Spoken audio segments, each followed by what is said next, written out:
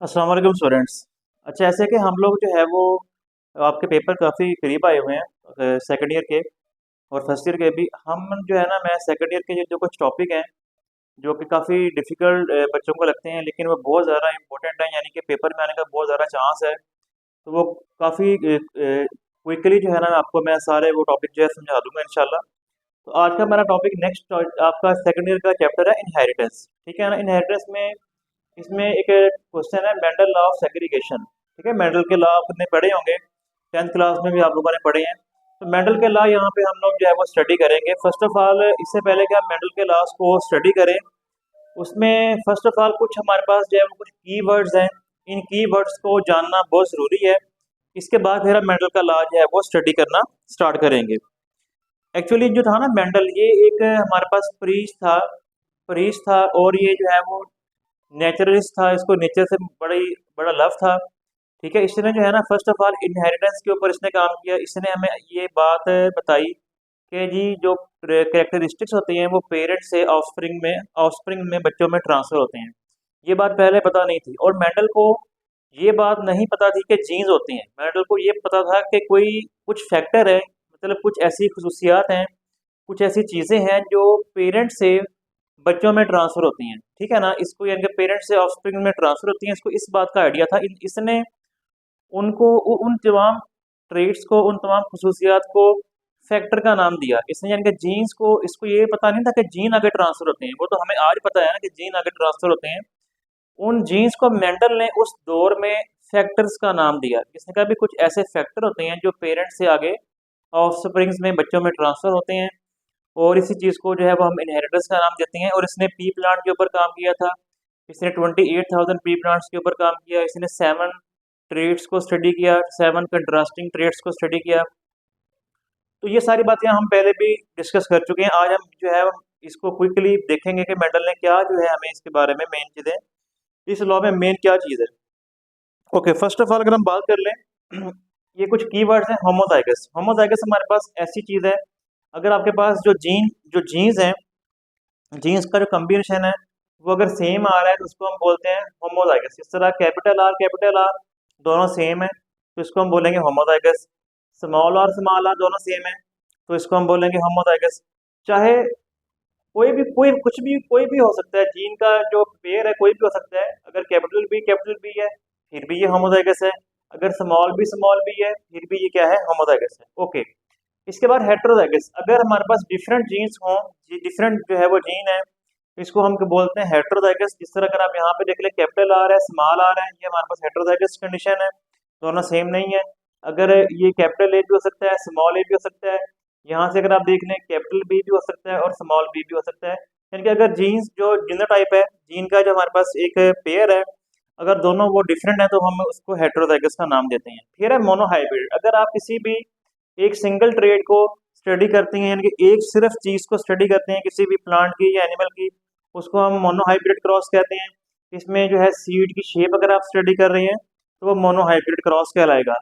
सो कुछ स्टूडेंट्स ये परेशान होते हैं कि सीड की शेप जो है, इस तरह आपने पढ़ा कि एक सीड जो है वो राउंड होता है और एक सीड जो है वो रिंकल होता है। रिंकल बोलते हैं ज़रा टेढ़ा सीड जो होता है, थोड़ा सा टेढ़ा मेढ़ा सा। तो ये राउंड सीड और रिंकल सीड बच्चे समझते हैं यार ये दो ट्रेड्स हैं। ये दो ट्रेड नहीं है, ट्रेड एक ही है। सीड की ये शेप हम स्टडी कर रहे हैं। हाँ, ये अलग बात है कि एक सीड राउंड है, एक सीड रिंकल है, लेकिन है ये सीड की शेप है। तो शेप जो है वो एक ही ट्रेड कहलाएगा। ठीक है, हाँ उसमें वेरिएशन है, कंट्रास्ट है, एक राउंड है, एक रिंकल है। इसी तरह अगर कोई प्लांट है, उसकी हाइट है, तो हाइट उसकी जो है वो कम भी हो सकती है, ज़्यादा भी हो सकती है, टॉल भी हो सकता है, शॉर्ट भी हो सकता है। चाहे वो शॉर्ट है चाहे वो टॉल है तो वो हाइट ही ना। तो एक ट्रेड कहलाएगा। अगर डाइहाइब्रिड क्रॉस की बात कर लें, अगर आप टू ट्रेड्स को स्टडी कर रहे हैं, इस तरह अगर आप सीड की शेप स्टडी कर रहे हैं या आप सीड का कलर स्टडी कर रहे हैं, तो वो क्या कहलाएगा, डाइहाइब्रिड क्रॉस कहलाएगा। इसमें आप शेप भी देखेंगे, इसमें आप जो है वो सीड का कलर भी देखेंगे। तो इन सीड के अलावा कोई भी और चीज़ भी हो सकती है।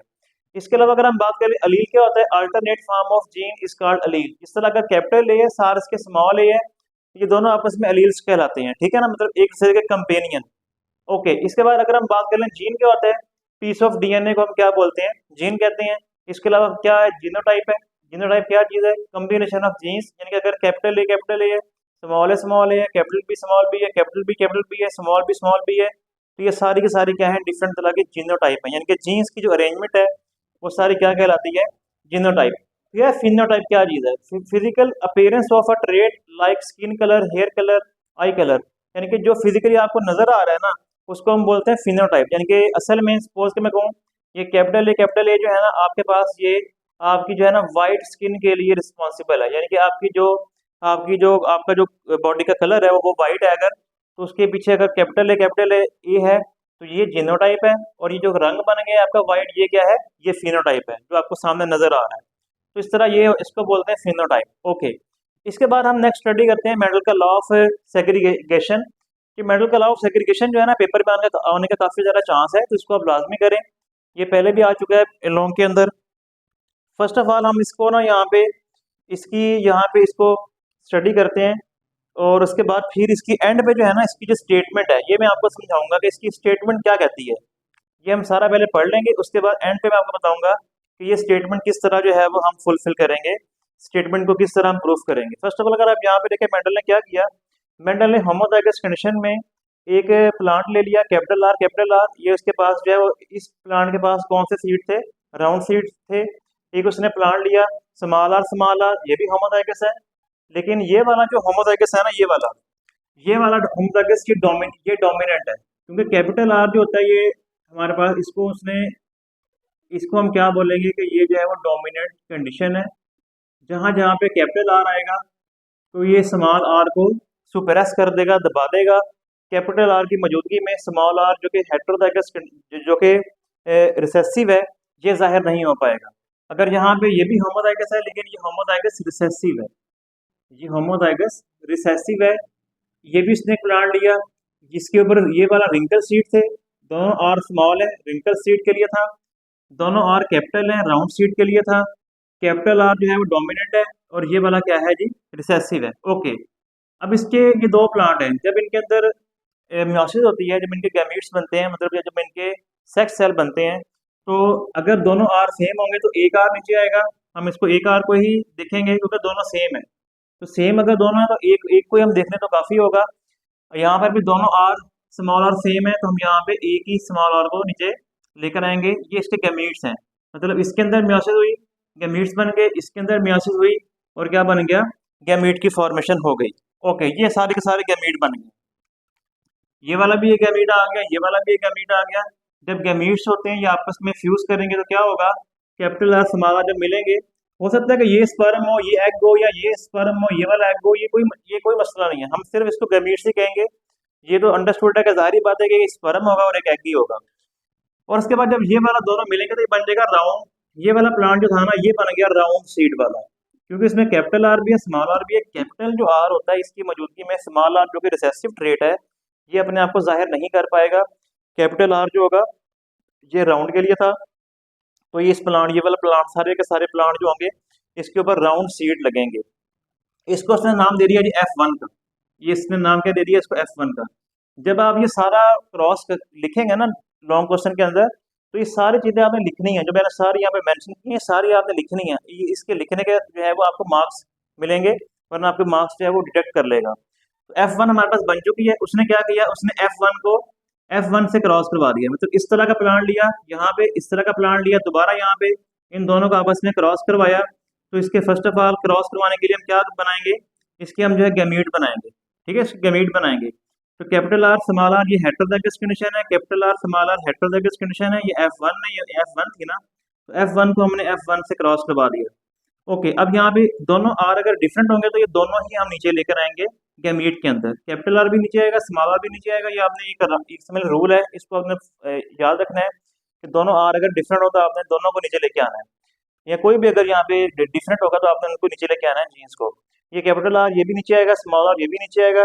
ये हमारे पास क्या बन गए, गैमीट्स बन गए F1 के, ठीक है, ये गैमीट्स हैं। फिर हमने क्या किया, फिर हमने ना इनको पहले जो है ना इसको और इसको, इन दोनों को हमने जो है को जो फ्यूज करवाना है, इन गैमीट्स को हमने फ्यूज करवाने के लिए मैंने क्या किया, इनको फ्यूज करवाने के लिए मैंने आपकी आसानी के लिए यहाँ पे इसको यहाँ पे लिख लिया, ये वाला यहाँ पे लिख लिया, और जो ये वाला था गैमीट्स से इनको यहाँ पे लिख दिया कैपिटल आर स्मॉल आर।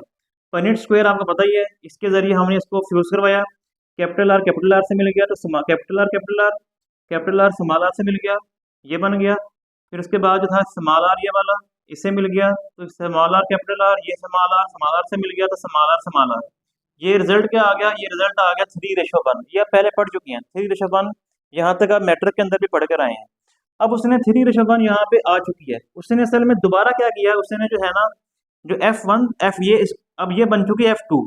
ये वाला जो सारा इसका ये वाला ये 1 2 3 4 ये मैंने चारों यहाँ पे ये लिख दिए हैं। कैपिटल आर यहाँ पे लिख दिया, कैपिटल आर स्मॉल आर यहाँ पे लिख दिया, स्मॉल आर कैपिटल आर ये लिख दिया, स्मॉल आर ये लिख दिया। ये सारी क्या है F2 है, F2 बन चुकी है। अब उसने क्या किया, उसने F2 को आपस में सेल्फ फर्टिलाइज करवा दिया, मतलब इनकी आपस में ब्रीडिंग करवा दी। ये F2 ये वाला, ये जो था ना F2 का F2 से क्रॉस करवाया। अच्छा, F2 का F2 से क्रॉस करवाने के लिए क्या करना पड़ेगा, फर्स्ट ऑफ ऑल अगर आप यहाँ पे देखें, ये वाला जो है ना दोनों कैपिटल आर सेम है। उसने ना बुक में क्या किया हुआ है, यहाँ पे इससे ना दो बनाए हुए आर, उसने यहाँ पे बुक से कैपिटल आर और कैपिटल आर दो आर बनाए हुए हैं। तो यहाँ पे बच्चे जो है ना वो कंफ्यूज हो जाते हैं कि ये यहाँ पे क्या हुआ है, तो मैंने इसको यहाँ पे ना कंप्लीट कर दिया है। इसको आपने ऐसे ही कर लेना जैसे मैंने किया हुआ है, ये आपके लिए ज़रा आसानी हो जाएगी। कैपिटल आर जो है ना इसको उसने करवाया सेल्फ फर्टिलाइज, मतलब कैपिटल आर का एक प्लांट लिया और फिर एक और कैपिटल आर यानी कि होमोजाइगस जो था ना, उसने दो प्लांट लिए, इस तरह के दो प्लांट लिए, उनको आपस में सेल्फ फर्टिलाइज करवाया। दोनों आर सेम है, एक आर नीचे आएगा, पहले बता चुका हूँ ऊपर भी। दोनों आर सेम थे, एक आर नीचे आया, दोनों आर को जब मिलाया क्या बन गया, कैपिटल आर। ये F3 बन चुकी है, ये F3 है। फिर उसने क्या किया, इसको बाद में देखते हैं, यहाँ पे आ जाए। यहाँ पे स्मॉल आर था, इसका भी उसने दो प्लांट लिए, स्मॉल आर एक प्लांट ले लिया, फिर स्मॉल आर वाला एक प्लांट ले लिया जिसके पे रिंकल सीड थे। इन दोनों में से इन दोनों को आपस में क्रॉस करवाया तो क्या हुआ, स्मॉल आर सेम है तो एक आर नीचे आएगा, दोनों स्मॉल आर सेम है तो एक स्मॉल आर नीचे आएगा। दोनों जब आपस में फर्टिलाइज होंगे, दोनों आपस में जब फ्यूज करेंगे तो क्या बन जाएगा, स्मॉल आर। ये भी हमारे पास प्लांट कौन सा आ गया, रिंकल आ गया। ये होमोजाइगस, ये भी होमोजाइगस कंडीशन है और रिसेसिव है, ये भी होमोजाइगस है और क्या है, डोमिनेंट है, क्योंकि दोनों आर जो होते हैं ये डोमिनेंट होते हैं। तो यहाँ पे राउंड वाला ट्रेट सामने आ गया डोमिनेंट में, और यहाँ पे जो रिंकल था उससे रिंकल ही बन गया। यहाँ भी रिंकल था तो रिंकल से रिंकल बन गया, यहाँ पे राउंड था तो राउंड से राउंड ही बन गया, और ये राउंड डोमिनेंट ट्रेट है। अच्छा, अब यहाँ पे कुछ बात समझने वाली है, ये उसने वही काम किया है दोबारा। ये capital R small R capital are, ये वही सारा ये यही वाली चीज़ है, कैपिटल आर स्मॉल आर, ये सारा वही, ये सारी वही चीज़ दोबारा उसने क्या की, उसने इनको दोबारा क्रॉस करवाया। इनको दोबारा क्रॉस करवाने के लिए क्या करेंगे, हम इनके जो है गमीट्स बनाते हैं ना, तो इसके गमीट हमने पहले यहाँ पे ये हमने इसके गमीट यहाँ पे ये बनाए हुए हैं, ये देखें, ये इसके गमीट है, ये इसके गमीट है, कैपिटल आर स्मॉल आर। ये भी क्या था, कैपिटल आर स्मॉल आर। तो इन दोनों, इसका कमिट बना लें चाहे इसका बना लें, वो यही बनेगा। ठीक है, यहाँ पे स्मॉल आर कैपिटल आर है, ये स्मॉल आर कैपिटल आर है, तो इसका भी यही वाले कमिट बनेंगे। तो इसको दोबारा आप इसी को देख लें, बेशक इसी को ही आप दोबारा बना सकते हैं, यहाँ पर भी इसको आप दोबारा बना सकते हैं।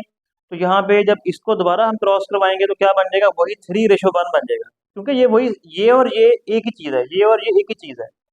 तो उसने F1 से क्रॉस करवाया था और F2 बना था, F2 को उसने अब सेल्फ फर्टिलाइज करवाया, यानी कि आपस में फर्टिलाइज करवा दिया। इस हेटेरोजाइगस को इस हेटेरोजाइगस से उसने क्रॉस करवा दिया, तो फिर वही वही बनेगी, क्या बनेगी, 3:1 नहीं बनेगी, क्योंकि ये दोनों, ये और ये दोनों एक ही चीज़ है। जब इस दोनों को क्रॉस करवाया तो वही 3:1 बन गई, मतलब सारा यही वाला रिजल्ट दोबारा सामने आ गया 3:1। अब यहाँ पे ये वाला जो उसका उसने ये वाला जो करवाया ना, ये जो इसने इसको इसलिए करवाया कि असल में दोबारा वो कंफर्म करना चाह रहा था कि हेटेरोजाइगस जो कंडीशन है उसमें जो है वो दोनों ही आ रहे हैं, 3:1 आ रहा है, 3 इसमें राउंड आ रहे हैं, एक रिंकल आ रहा है। एक्चुअली वो दोबारा कंफर्म करना चाह रहा था कि हेटेरोजाइगस जब कंडीशन होगी ना तो इसमें 3:1 नहीं आएगी, 3 राउंड होंगे, एक रिंकल होगा। और लेकिन जब ये वाला हमारे पास डोमिनेंट वाला या रिसेसिव वाला ट्रेट आएगा, क्योंकि ये डोमिनेंट वाला जो है वो कैपिटल आर है, ये होमोजाइगस कंडीशन है, तो होमोजाइगस कंडीशन में वही चीज़ दोबारा ही सामने आती है, वो मतलब कि राउंड सीड सामने आएगा। और यहाँ पर भी होमोजाइगस कंडीशन है, इसमें भी जो है जो रिंकल था उससे रिंकल ही सामने आएगा। लेकिन जब जब आप हेटेरोजाइगस कंडीशन वाला क्रॉस करवाएंगे तब क्या होगा, तब ये आपके पास 3:1 आएगी। तो इससे कन्फर्म हो गया कि हेटेरोजाइगस जो कंडीशन होती है उसके अंदर जो जीन्स होते हैं, जो ये अलील होते हैं, ये सेग्रीगेट होते हैं। अब यहाँ पे आपको ये बात समझानी है कि जो असल बार उसने अपनी स्टेटमेंट क्या दी है।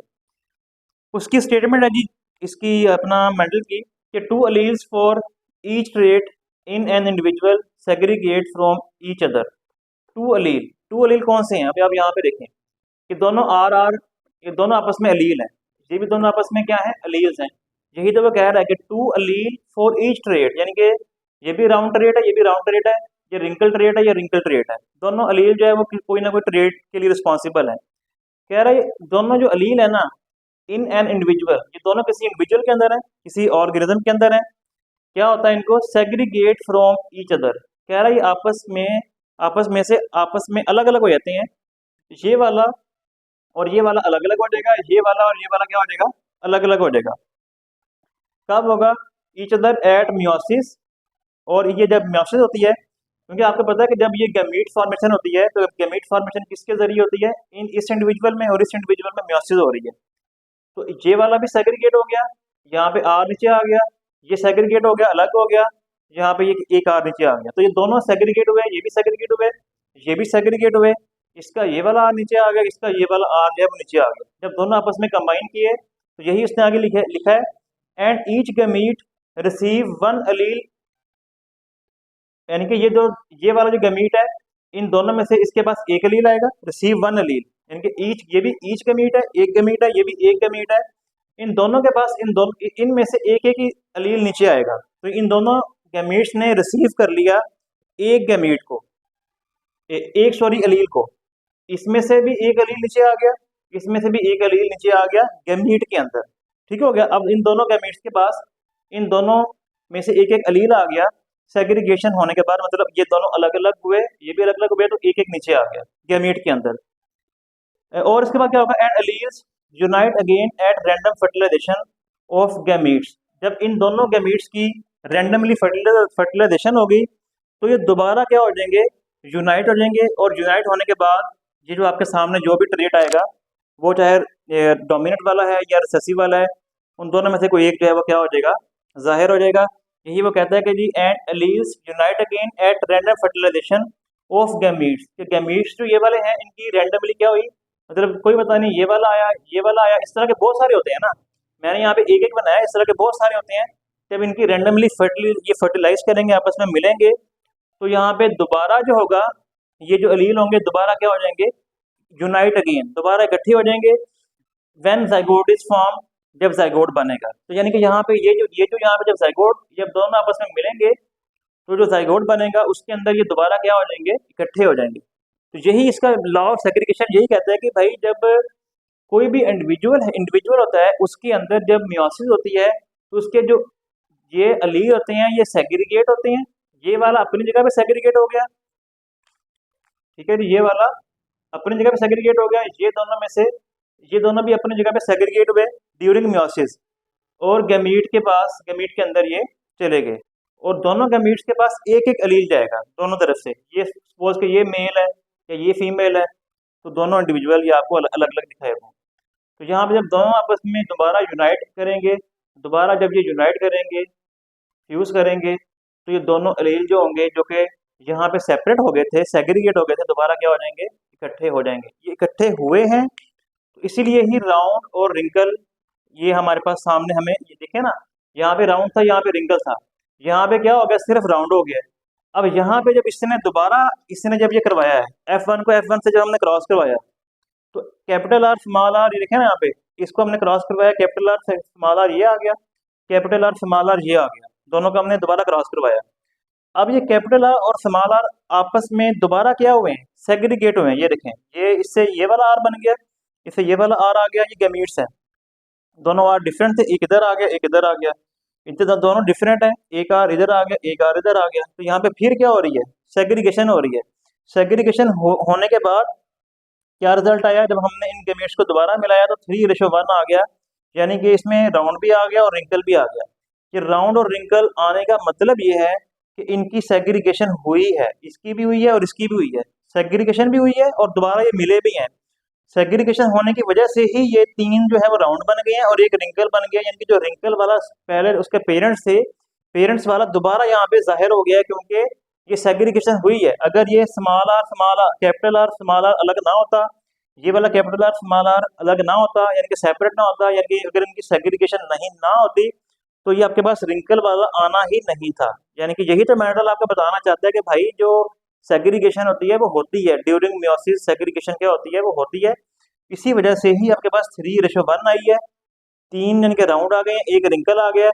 ठीक है, इस तरह यही बात उसने आपको समझाने की कोशिश की है, मेंडल ने भी, और मैंने भी आपको ये समझाने की ट्राई की है कि ये जो जीन्स, ये जो अलील होते हैं, ये ड्यूरिंग गमीट फॉर्मेशन क्या हो जाते हैं, अलग अलग हो जाते हैं और फिर दोबारा मिल भी जाते हैं, जिसको हम लॉ ऑफ सेग्रीगेशन कहते हैं। और इसीलिए ही हमारे पास 3:1 आई है, जो कि हमारा इसका रिजल्ट है। तो इसको आपने जो है वो लाजमी अच्छे तरीके से कर लेना है। इस टॉपिक को पेपर में आने का बहुत चांस है। उम्मीद है कि आपको सारा समझ लग गया होगा। इसका आपने परेशान नहीं होना। ये वाला जो है ये दोबारा जिस तरह आपने ये वाला किया था, ये भी वैसा ही है, सिर्फ वो यहाँ पे इसको इनको आपस में सेल्फ फर्टिलाइज करवा रहा है। ठीक है, इनको आपस में सेल्फ फर्टिलाइज करवा दिया, इसको अपनी जगह पे करवा दिया सेल्फ फर्टिलाइज, और इस इन दोनों को हेट्रोजाइगस को अपनी जगह पे करवा दिया। तो हेट्रोजाइगस में करवाने के बाद ये कन्फर्म हो गया कि इधर भी क्या हो रहा है, सेग्रीगेशन हो रही है और 3:1 आ रही है। तो इसलिए उसने अपने ही क्रॉस को दोबारा कन्फर्म करवाने के लिए ये चीज़ उसने की थी। तो उम्मीद है कि आपको समझ आया होगा इंशाल्लाह। बाकी इंशाल्लाह जो टॉपिक है लॉ ऑफ इंडिपेंडेंट असॉर्टमेंट है, या जितने भी डिफिकल्ट डिफिकल्ट टॉपिक हैं और इम्पोर्टेंट जो पेपर में आने वाले आने का चांस है, मैं आपको इंशाल्लाह वो करवा दूंगा। तो आज के लिए इतना ही। अल्लाह हाफिज़।